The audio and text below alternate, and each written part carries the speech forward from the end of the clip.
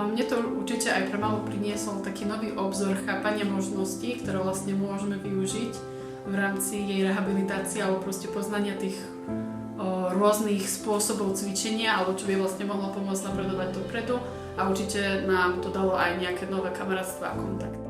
Ja by som určite odporúčila využiť všetky možnosti, ktoré ponúkajú nemocnice alebo aj rôzne nadácie. Nám veľmi pomohla nadácia Maliček, keďže nám sa narodila predčasná dcerka v 24. týždni a určite by som poradila rozprávať sa o tom.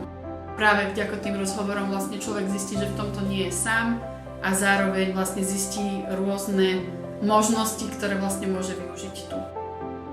Či je to už rehabilitácia, či sú to rôzne cvičenia, či sú to rôzne podporné skupiny, alebo aj, ja si myslím, že nám veľmi pomohli tie kamarátstva. Že vlastne nie len malej, ale vlastne mne, že v tom nie sme sami. Tento pobyt, kde sme prišli so Samkom, bol pre nás úžasný.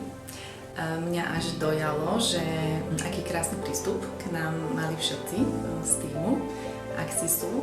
Bola som až ohromená profesionalitou dievčat, ktoré sa nám venovali. Dalo mi to aj veľa nových známostí a priateľstiev, či už s rodičmi alebo s členmi týmu, aj taká akoby psychohygiena, pretože vnímam, že je veľmi dôležité sa vlastne prepájať s rodičmi, ktorí prežívajú niečo podobné. Ako najdôležitejšie vnímam to, aby rodičia určite nezanedbali zisťovanie nových informácií o svojich detičkoch a to, ako im môžu pomôcť a akú pomoc im môžu poskytnúť, a aby nestracali čas určite.